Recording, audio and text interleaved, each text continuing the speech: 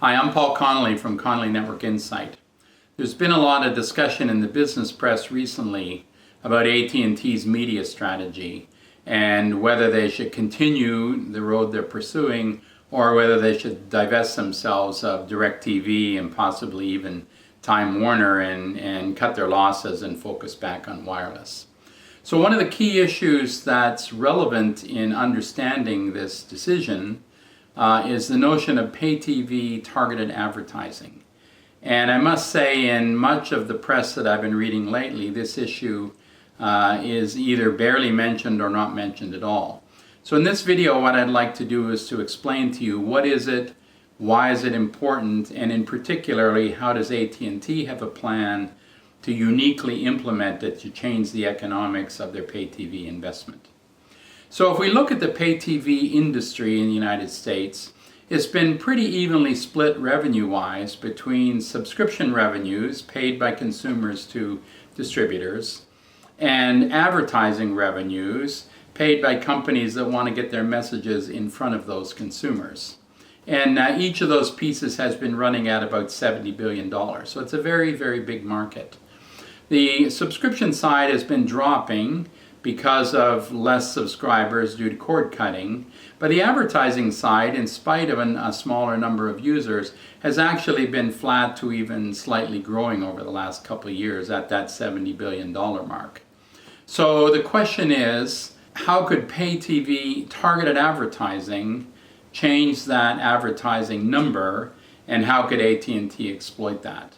So if we start to dig into that advertising number, we discover that in the typical channel, you have 14 minutes of commercials out of the 60 minutes in an hour. And 2 to 3 minutes of those commercials are given to the distributor, the rest of which is maintained by the owner of the content. So that $70 billion in revenue is split about 85% between content owners and 15% between the distributors. AT&T has a plan, if they can implement targeted advertising, to triple the value per ad and hence change the whole economics. So how are they going to do that? So first of all, if you're going to do targeted advertising, you have to know what people's wants and likes are so that you can figure out what to target, and then you have to have a method to connect the particular ad with the user that's relevant for that ad. And AT&T has a plan to do both. So first of all, they uniquely have, between their wireless, data, voice, and video business, 170 million consumer connections. And if you use deep learning, artificial intelligence, you can mine out of the data collected on those users a very, very detailed understanding of what ads they would be more interested in. So you can articulate that pretty finely. Now, they're really the only person, the only company in the industry that can do that. The other person with 100 million plus wireless subscribers, VERIZON, is really not in the media space anymore. I mean, they spent $9 billion to acquire AOL and Yahoo, trying to take on Facebook and Google directly on the digital ad side, and basically failed to attract more than a couple of percent market share of the digital ad business. They spent $1.5 billion at least on a millennial-based ad-driven streaming service called Go90 that really got no traction at all and was shut down last year. So they're basically out of the media space and are focusing entirely on their 5G wireless business.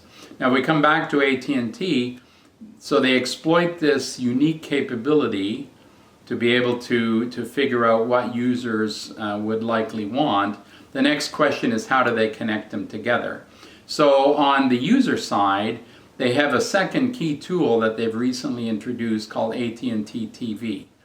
AT&T TV is a streamed version of their DirecTV offering. And so basically they can understand who is signed on, and then from there know which user is looking at the service and hence how to connect that ad. If you think about it, in the past, set-top boxes connected to TVs and you had no idea who was watching the TV, and that's why the difficulty of doing targeted advertising.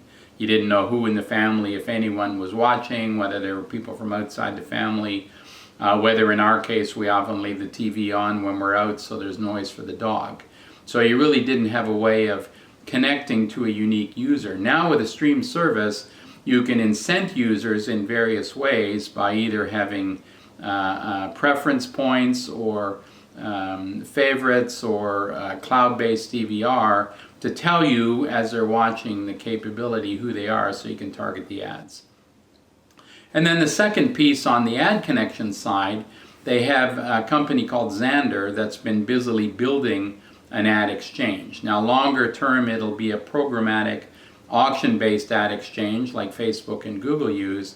Shorter term it's a simpler system to take the targeting input on one side and the ad inventory on the other side and make that connection. So I do believe that AT&T can uniquely use this targeting ability to change the economics. I went through this in a little less detail in a recent update to my AT&T media series that was released last month. And so I think that when you're considering this notion of should AT&T continue the course or should they divest themselves, you have to recognize it's not a static situation. They have a very aggressive change the rules strategy that will change the economics pretty simply. And I think if you don't take that into account, you really don't have a full understanding of what decision would be the right one to make for them. So that's my message on the importance of pay TV advertising and why you need to understand it and how AT&T are going to use it. And finally, a reminder, my next video in my media series is on another media giant, Disney, and we should be releasing that mid-October. Thank you.